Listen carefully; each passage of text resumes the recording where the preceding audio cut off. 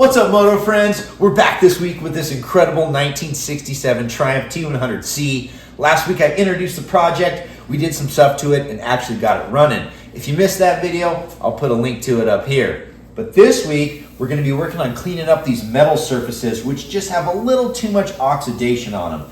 We want to keep the patina, so we're not going to over polish anything. It just needs a little bit of attention. So I'm going to show you all the tricks I use to do that.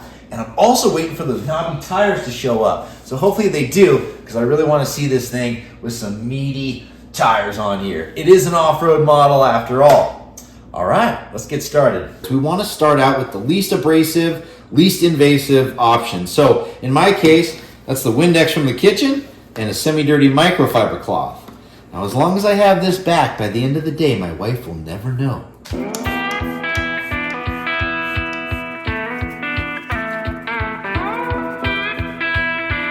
You can see, even just that took away most of that chalkiness.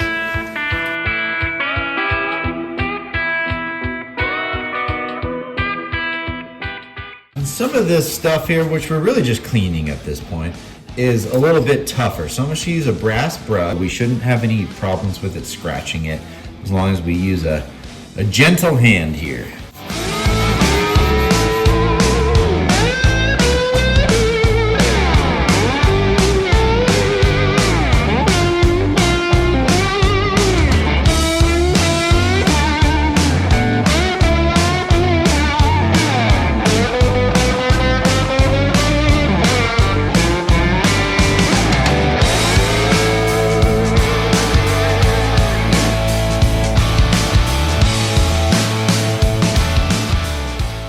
Okay, now there's still a lot of scrubbing to be done to clean up the whole bottom end, but let's go ahead and move to a different surface so I can show you what I like to use. I like to use quadruple-aught steel wool and a little bit of WD-40. That combo actually works well on a lot of different metal surfaces. We do have to be careful because steel is more abrasive and harder than aluminum, so we do run the risk of making scratch marks. So I wouldn't want to do this on a polished aluminum surface or even some machined aluminum surfaces. So you got to be light-handed there. But I'll show you what it does. It cleans up the chalkiness really nicely and just kind of brings it back to the nice clean surface.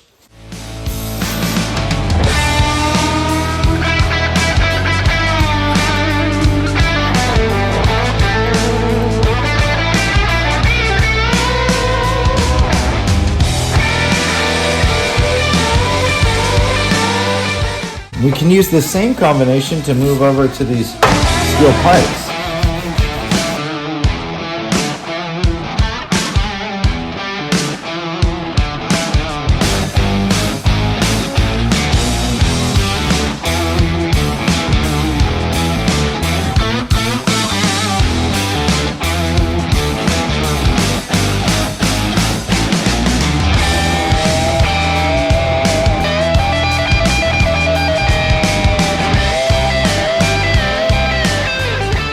This is one of the places where this combo of WD-40 and quadruple-aught steel will really work the best, is on rims. And see how nasty those were. You don't really know how good you can get them until you start. But let's see.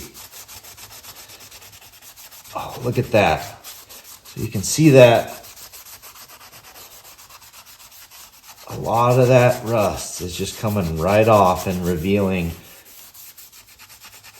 chrome that is still on there and ready to look beautiful. Sometimes you get to the point, which we might right here, where it's gone through the chrome. And in that case, all you can do is clean up around it the best that you can. But look at this. It's actually improving quite a lot. And wait till I wipe this off. Check that out.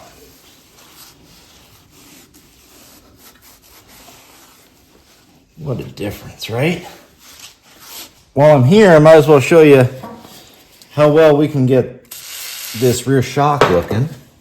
If you're finding this video helpful or entertaining, I would love to invite you to subscribe to the channel. Your engagement goes a long way towards keeping this channel going strong. You can go up and work on the painted surfaces too. Just You need to be careful. You'll want to wipe it off when you're done. Clean it when you're done. Get all the WD-40 off.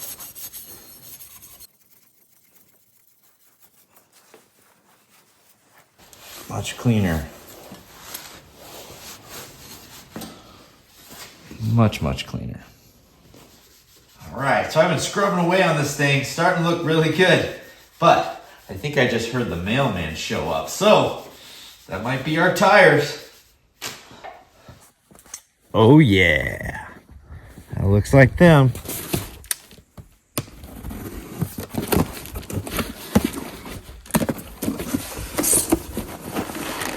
All right, we got some heavy duty tubes. One heavy duty tube.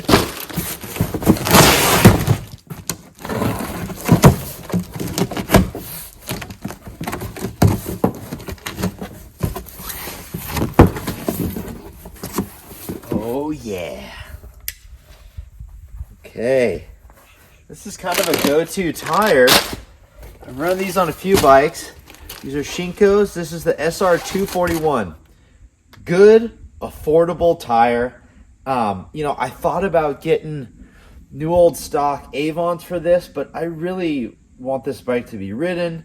And I just would feel bad spending all that money on NOS tires. I wouldn't really want to ride it, and I don't want that. So, got some Shinko's here.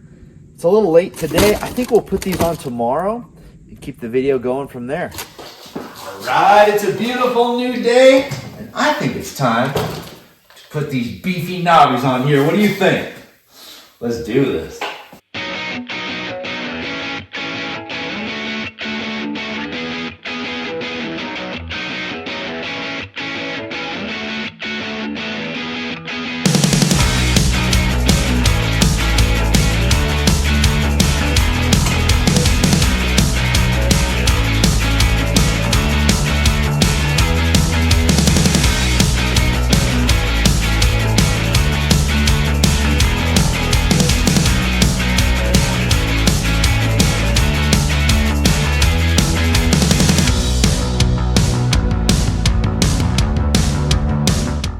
Just a little side note here, guys. I always recycle, reuse, whatever you want to call it, the original valve nut because, I don't know, it's a period correct part of the bike, so I like to reuse those when they're there.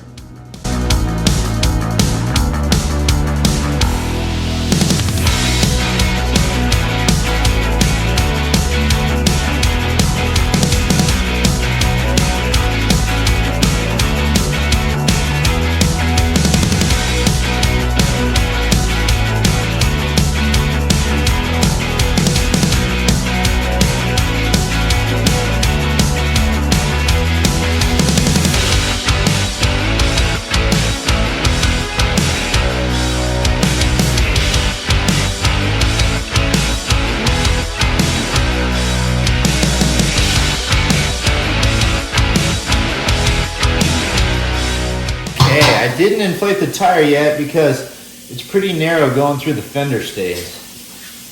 It's still deflated. That way I can get it through. Hopefully it clears when everything's inflated.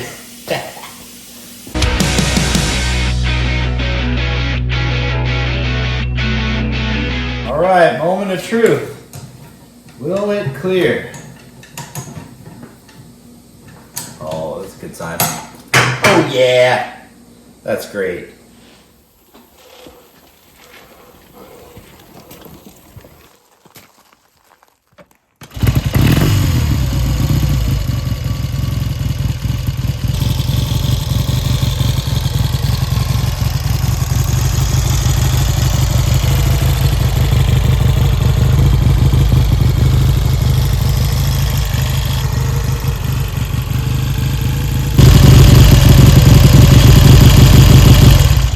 Still got to figure out a stop or a kill switch.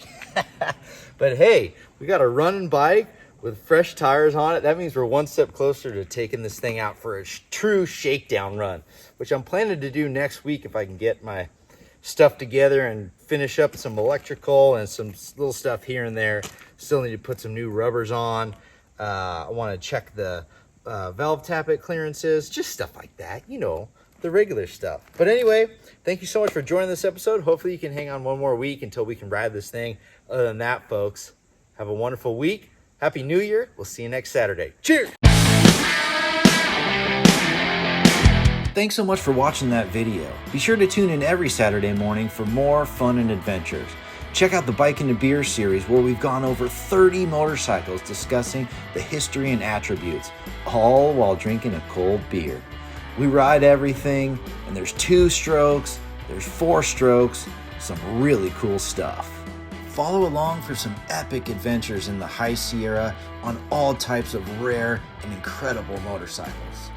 There's a workshop element to this channel too, as I do a lot of my own mechanical work.